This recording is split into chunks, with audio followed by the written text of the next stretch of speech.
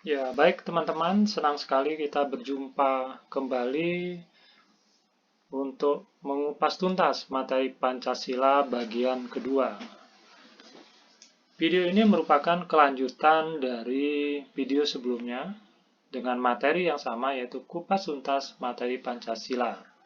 Pada video sebelumnya kita telah mendiskusikan Pancasila atau pengamalan butir Pancasila pertama dan kedua. Pada kesempatan ini kita akan melanjutkan untuk mendiskusikan pengamalan Pancasila atau pengamalan butir-butir Pancasila, sila ke-3, ke-4, dan ke-5. Kita lanjut langsung ya teman-teman untuk melihat butir-butir pengamalan Pancasila sila ketiga yaitu Persatuan Indonesia. Sila ketiga lambangnya adalah pohon beringin. Bisa dicermati teman-teman. Kemudian ada 7 butir pengamalan Pancasila yang ketiga.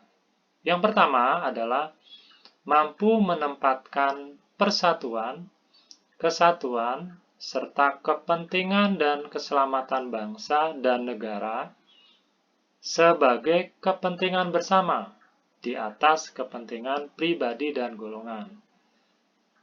Artinya apa? Bahwa persatuan, kesatuan, keselamatan bangsa dan negara itu adalah yang utama. Kepentingan pribadi atau golongan yang nomor 2. Jadi utamakan dulu kepentingan bangsa dan negara. Baru kepentingan pribadi dan golongan. Yang kedua, sanggup dan rela berkorban untuk kepentingan negara dan bangsa apabila diperlukan. Contohnya, apabila negara kita diserang musuh, kita harus siap angkat senjata untuk mempertahankannya. Jadi manakala negara dalam bahaya, kita harus siap bahu-membahu untuk mengamankan kelangsungan negara Republik Indonesia. Yang ketiga, mengembangkan rasa cinta kepada tanah air dan bangsa. Artinya apa? Apa tolak ukur dari rasa cinta? Yaitu adalah adanya keinginan untuk menjaga dan merawat negara kesatuan Republik Indonesia, sehingga tetap utuh, tidak hancur. Yang keempat, mengembangkan rasa kebanggaan berkebangsaan dan bertanah air Indonesia. Cluenya di sini adalah bangga. Apa contohnya? Misalnya kita memakai batik. Karena kita ketahui batik adalah salah satu dari kebudayaan tradisional kita terutama dalam berpakaian. Yang kedua, mengikuti upacara bendera, mengibarkan sang saka merah putih pada hari-hari besar kenegaraan, contohnya pada saat 17 Agustus. Ini menggambarkan sikap rasa kebanggaan berkebangsaan dan bertanah air Indonesia. Yang kelima, pengamalan butir Pancasila Persatuan Indonesia adalah memelihara ketertiban dunia yang berdasarkan kemerdekaan, perdamaian abadi, dan keadilan sosial. Contohnya apa? Ikut menjaga perdamaian, ikut upaya diplomasi menyelesaikan konflik di dunia. Teman-teman, negara kita sudah sering ikut dalam misi perdamaian dunia, misi PBB, untuk meredakan berbagai konflik yang ada di dunia ini. Dan itu merupakan contoh dari pengamalan sila ketiga, yaitu memelihara ketertiban dunia yang berdasarkan kemerdekaan, perdamaian abadi, dan keadilan sosial. Artinya bahwa bangsa Indonesia ingin agar dunia itu tertib, damai, semua negara tidak ada yang tertindas, semua negara merdeka, dan terciptanya keadilan sosial bagi seluruh masyarakat di dunia. Yang keenam, mengembangkan persatuan Indonesia atas dasar Bhinneka Tunggal Ika. Artinya apa? Kita harus aktif berupaya agar tercipta persatuan dalam masyarakat atas dasar penerimaan terhadap keberagaman. Penerimaan artinya keberagaman atas dasar suku, agama, pilihan ideologi politik dan lainnya itu tidak dihilangkan, tapi bisa diterima. Karena keberagaman atau keberbedaan itu adalah potensi yang harus dijaga dan dipelihara dengan tetap menjaga persatuan Indonesia. Baik teman-teman yang belum subscribe channel ini, silakan di-subscribe dulu, bunyikan lonceng, sehingga saya akan lebih semangat ya untuk membuat konten-konten video yang bisa jadi harapannya bisa membantu teman-teman untuk menguasai materi tes CPNS atau tes kedinasan. Salah satunya adalah materi tes wawasan kebangsaan. Yang ketujuh, teman-teman, memajukan pergaulan demi persatuan dan kesatuan bangsa. Artinya apa? Mau dan berinisiatif dalam pergaulan demi persatuan dan kesatuan. Berarti kita tidak boleh memilih-milih teman dan bergaul hanya pada yang sama. Maksudnya sama satu suku dengan kita, satu agama saja dengan kita. Sementara dengan saudara-saudara kita yang berbeda agama, berbeda suku, dan lain sebagainya, kita tidak mau bergaul. Karena tanpa adanya proses pergaulan antar kelompok-kelompok sosial yang berbeda, maka persatuan dan kesatuan bangsa tidak akan terwujud. Teman-teman, kita masuk ke butir pengamalan Pancasila keempat, yaitu kerakyatan yang dipimpin oleh hikmah kebijaksanaan dalam permusyawaratan perwakilan. Lambangnya adalah kepala banteng dengan latar belakang merah. Ada 10 butir pengamalan. Yang pertama, sebagai warga negara dan warga masyarakat, setiap manusia Indonesia mempunyai kedudukan, hak, dan kewajiban yang sama. Contohnya, kita semua kedudukannya memiliki hak dipilih dan memilih dalam pemilu sama. Semua warga negara Indonesia, tanpa dibeda-bedakan atas suku, jenis kelamin, dan lain sebagainya, semua sama apabila memenuhi syarat dapat mengikuti pemilu. Kemudian semua warga masyarakat berhak mendapat pendidikan. Semua warga masyarakat tanpa terkecuali berhak mendapat pelayanan kesehatan.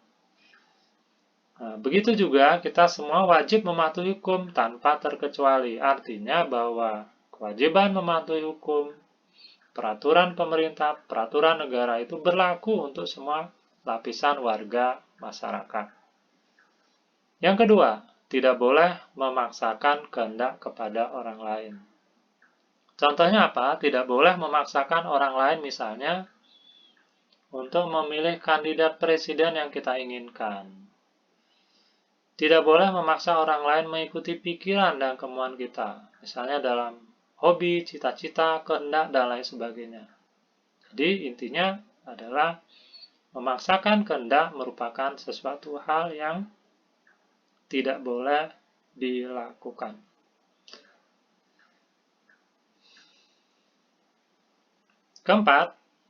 Ketiga ya, mengutamakan musyawarah dalam mengambil keputusan untuk kepentingan bersama.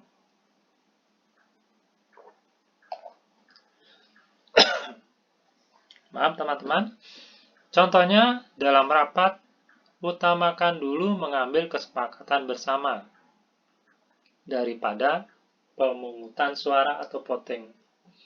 Jadi yang terpenting dalam proses musyawarah itu apa?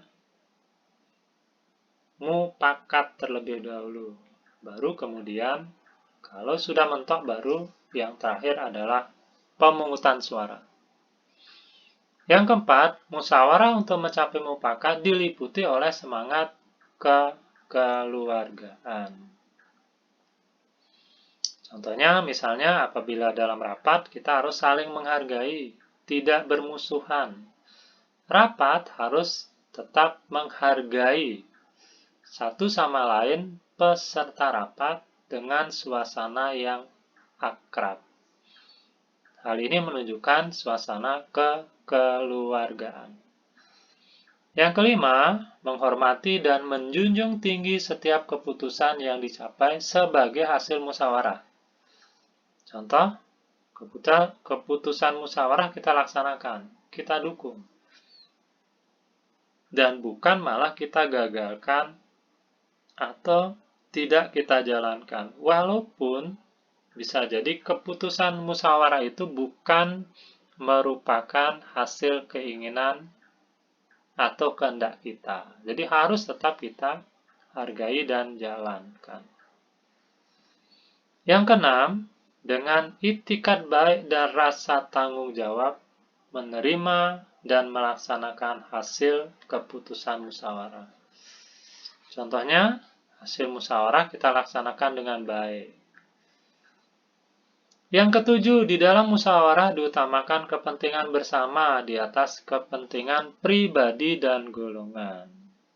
Contoh kasusnya, teman-teman ya, pada awal kita mendirikan negara ini, para pendiri bangsa sepakat untuk memperbaiki rumusan Pancasila. Sila pertama dalam Piagam Jakarta yang bunyi awalnya adalah ketuhanan dengan kewajiban menjalankan syariat Islam bagi para pemeluk-pemeluknya. Kemudian dirubah menjadi ketuhanan yang Maha Esa. Ini artinya apa? Ini tujuannya adalah untuk kepentingan seluruh bangsa dan negara. Jadi agar Pancasila pertama itu mencerminkan kepentingan bangsa dan negara, bukan kepentingan satu kelompok, kaum, atau agama tertentu. Yang kedelapan, musyawarah dilakukan dengan akal sehat dan sesuai dengan hati nurani yang luhur. Contohnya, dalam musyawarah kita tidak boleh emosi. Jadi harus mengutamakan akal dan nalar. Tapi juga dengan menimbang baik buruk dengan pertimbangan hati nurani. Jadi dalam musyawarah merupakan perpaduan antara kita mengedepankan akal dan nalar, dan juga pertimbangan hati nurani, bukan emosi semata-mata. Yang kesembilan, keputusan yang diambil harus dapat dipertanggungjawabkan secara moral kepada Tuhan Yang Maha Esa, menjunjung tinggi harkat dan martabat manusia, nilai-nilai kebenaran dan keadilan, mengutamakan persatuan dan kesatuan demi kepentingan bersama. Teman-teman, kita ketahui bahwa sila-sila dalam Pancasila itu merupakan satu kesatuan hierarkis. Artinya bahwa sila di bawahnya itu dipengaruhi oleh sila di atas. Maka dalam sila keempat ini, dalam kita mengambil keputusan, harus juga disiwai dengan sila pertama, yaitu secara moral kepada Tuhan Yang Maha Esa. Kemudian sila kedua, menjunjung tinggi harkat dan martabat manusia. Sila ketiga, nilai-nilai kebenaran dan keadilan, dan mengutamakan persatuan dan kesatuan demi kepentingan bersama. Jadi, ketika kita mengambil keputusan harus juga tidak bertentangan dengan nilai-nilai keagamaan. Kemudian tidak juga bertentangan dengan nilai-nilai kemanusiaan, hak-hak dasar manusia. Dan juga harus tetap menjaga persatuan dan kesatuan bangsa. Yang ke-10, memberikan kepercayaan kepada wakil-wakil yang dipercayai untuk melaksanakan permusyawaratan. Contohnya, kita mempercayakan wakil-wakil kita di DPR untuk membuat undang-undang. Lanjut ke sila kelima, keadilan sosial bagi seluruh rakyat Indonesia. Lambangnya adalah padi dan kapas. Padinya berwarna kuning keemasan, kapasnya berwarna putih dan hijau. Ada 11 butir pengamalan. Yang pertama, mengembangkan perbuatan yang luhur yang mencerminkan sikap dan suasana kekeluargaan dan kegotong royongan. Contohnya apa? Dalam kehidupan sehari-hari, misalnya kita ikut serta dalam gotong royong membangun jembatan. Gotong royong melaksanakan upacara adat. Gotong royong berarti bekerja bersama-sama untuk meringankan suatu hal yang berat, sehingga menjadi mudah dan ringan secara bersama-sama. Yang kedua, mengembangkan sikap adil terhadap sesama. Contohnya, membayar gaji karyawan sesuai dengan jabatan atau kedudukannya. Misalnya kita seorang pengusaha, kita punya karyawan. Kalau kita adil, maka kita bayar gaji sesuai dengan jabatan dan kedudukannya. Yang ketiga, menjaga keseimbangan antara hak dan kewajiban. Teman-teman, idealnya urutannya adalah laksanakan kewajiban dulu, baru kita tuntut hak. Contoh, sebagai warga negara, kewajiban kita adalah membayar pajak. Bayar pajaknya dulu, baru kita berharap mendapat layanan kesehatan, layanan pendidikan, dan lain-lain dari pemerintah sebagai hak kita. Yang keempat, menghormati hak orang lain. Kalau menghormati, contohnya apa? Tidak mengambil hak orang lain. Misalnya tidak mencuri, tidak korupsi, tidak memanipulasi. Yang kelima, suka memberi pertolongan kepada orang lain agar dapat berdiri sendiri. Contoh, misalnya kita menjadi orang tua asuh dan menyekolahkan anak tetangga kita sampai ia menjadi sarjana. Kemudian anak tersebut dapat pekerjaan yang layak. Jadi dari anak dan keluarga yang tidak mandiri menjadi bisa mandiri dan berdiri sendiri dan hidup sejahtera. Ini merupakan juga pengamalan sila kelima, yaitu suka memberi pertolongan kepada orang lain agar dapat berdiri sendiri. Yang keenam, tidak menggunakan hak milik untuk usaha-usaha yang bersifat pemerasan terhadap orang lain. Contoh, rentenir yang mengenakan bunga tinggi dan akhirnya merampas rumah atau barang orang lain yang sulit membayar. Jadi, perilaku rentenir itu tidak sesuai dengan pengamalan Pancasila yang kelima, yaitu menggunakan hak milik untuk usaha yang bersifat pemerasan. Contoh yang lain ya, kita memeras kepada orang lain misalnya untuk menyerahkan barang, uang, dan lain sebagainya kepada kita. Yang ketujuh, tidak menggunakan hak milik untuk hal-hal yang bersifat pemborosan dan gaya hidup mewah. Contohnya, tidak berpoya-poya, tidak konsumtif, tidak membeli barang-barang yang tidak perlu. Kemudian juga seharusnya kita berhemat. Jadi perilaku tidak berhemat berarti bertentangan dengan Pancasila kelima. Tidak menabung berarti juga bertentangan dengan Pancasila yang kelima. Yang kedelapan, tidak menggunakan hak milik untuk bertentangan dengan atau merugikan kepentingan umum. Contoh sederhananya, kita kebut-kebutan di jalan raya, menghidupkan musik dengan keras sehingga merugikan tetangga. Tetangga kita jadi bising. Kemudian kita membangun pabrik, limbahnya mencemari lingkungan. Yang kesembilan, suka bekerja keras.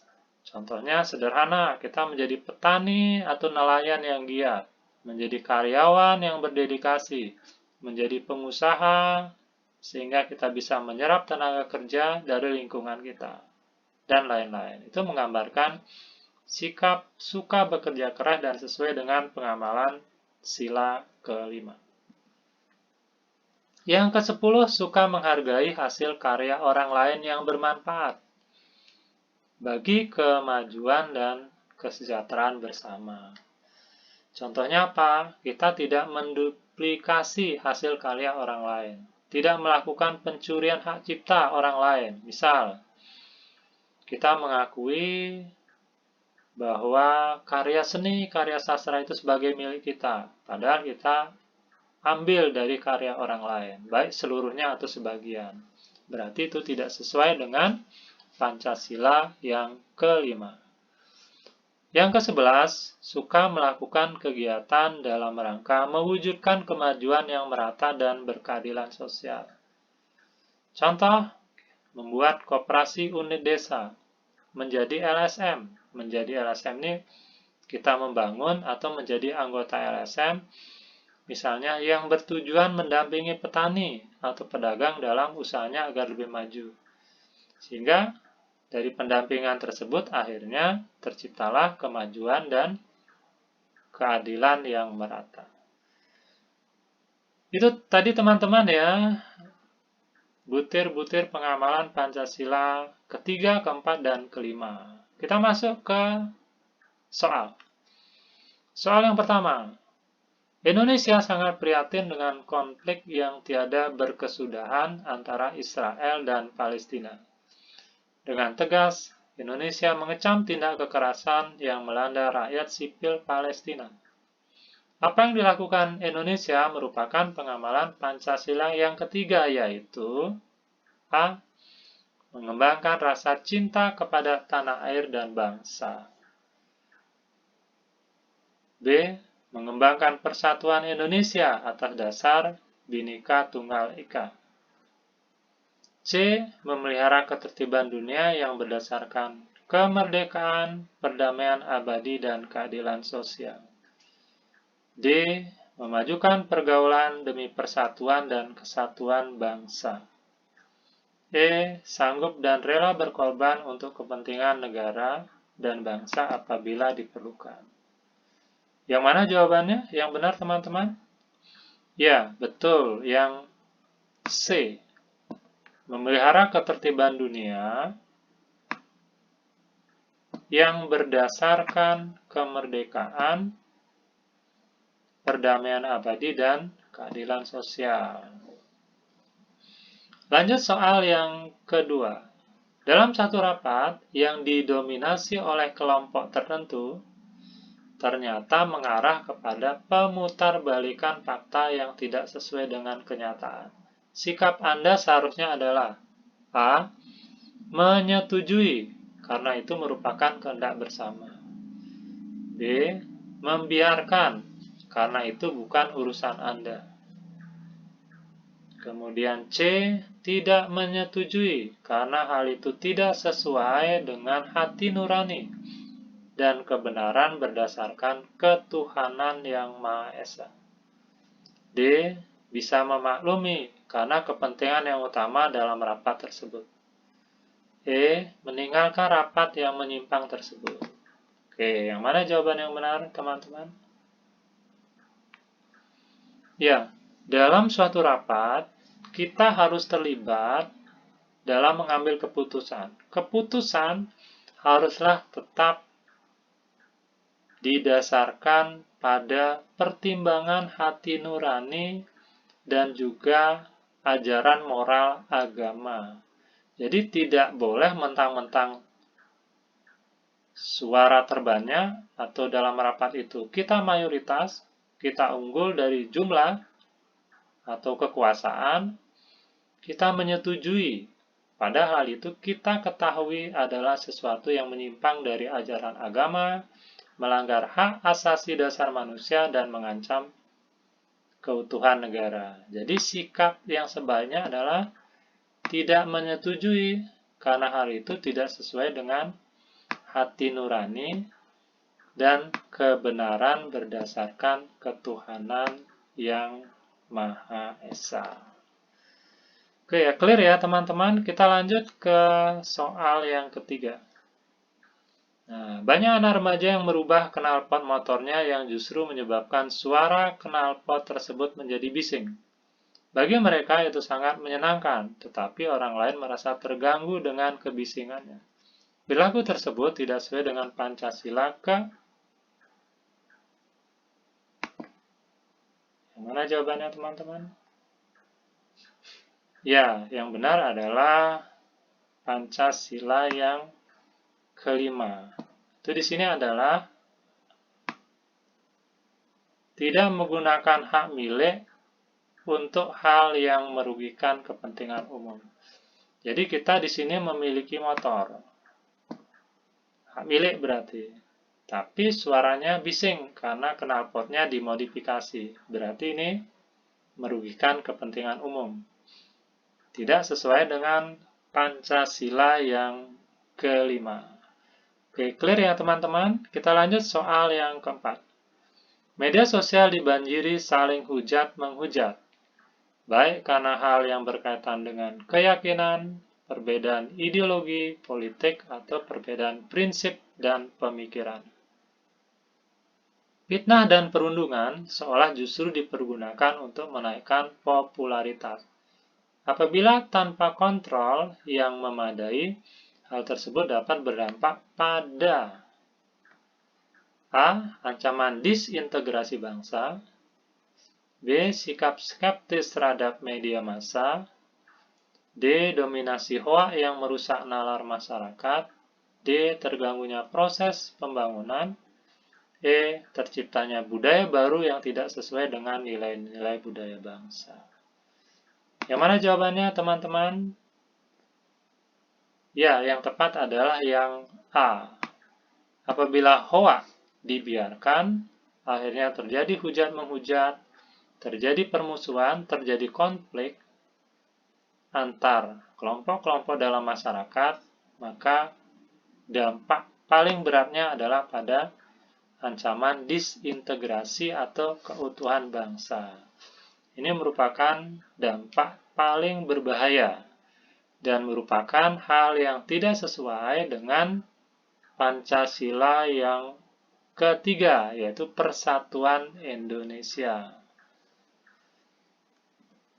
Masuk soal yang kelima, soal terakhir. Pak Sunardi prihatin dengan petani di desanya yang meminjam uang untuk biaya mengolah lahan pertanian dari para rentenir. Oleh karenanya, ia berinisiatif untuk membentuk koperasi unit desa khusus bagi para petani guna mengatasi masalah modal bertani. Itu berarti Pak Sunardi A. Suka menghargai hasil karya orang lain yang bermanfaat bagi kemajuan dan kesejahteraan bersama. B. Suka melakukan kegiatan dalam rangka mewujudkan kemajuan yang merata dan berkeadilan sosial. C. Menghormati hak orang lain. D. Suka memberi pertolongan kepada orang lain agar dapat berdiri sendiri. E. Mengembangkan perbuatan yang luhur yang mencerminkan sikap dan suasana kekeluargaan dan kegotong royongan. Yang mana jawabannya teman-teman?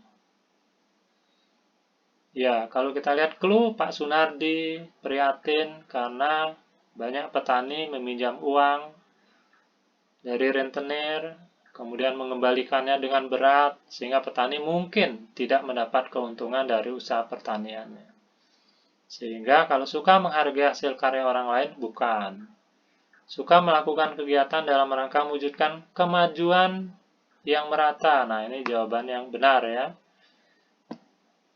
Yang B jawabannya yang tepat. Kalau C menghormati hak orang lain, kurang tepat. D suka memberi pertolongan kepada orang lain agar dapat berdiri sendiri. Yang D ini hampir benar. Tetapi yang D ini lebih cenderung kepada menolong orang per orang untuk dapat berdiri sendiri. Sementara di sini petani berarti orang banyak. Jadi yang lebih tepat adalah suka melakukan kegiatan dalam rangka mewujudkan kemajuan yang merata. Jadi kemajuan itu meliputi seluruh petani dan berkeadilan sosial. Dia mengembangkan perbuatan yang luhur yang mencerminkan sikap dan suasana kekeluargaan dan kegotong royongan. Kurang tepat ya. Jadi teman-teman jawaban yang benar adalah B.